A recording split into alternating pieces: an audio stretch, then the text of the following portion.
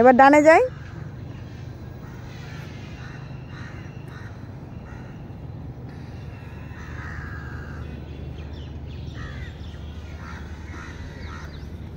আবার এদিকে আসি, দূরে দেখি, দূরে। হ্যাঁ, আবার বামে যাব, এখন বামে যাব। এই তো, পিক আপ বাড়াই। হ্যাঁ, স্মুথলি ভাবে। হ্যাঁ, যাই। হ্যাঁ, আবার ঘুরাই, বামে ঘুরাই, ঘুরাই, মাঝখান দিয়ে আবার যাব।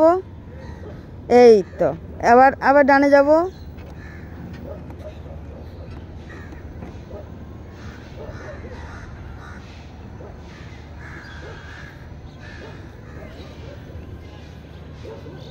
এই এখন ইন্ডিকেটরটা ইউজ করব, ঘোরার পর, ঘোরার পর।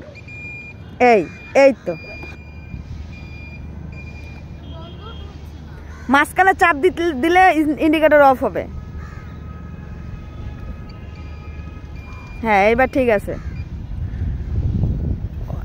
ইন্ডিকেটরের দিকে দেখবো না, হ্যাঁ, না দেখেই করব, স্মুথলি ভাবে রাইড করি।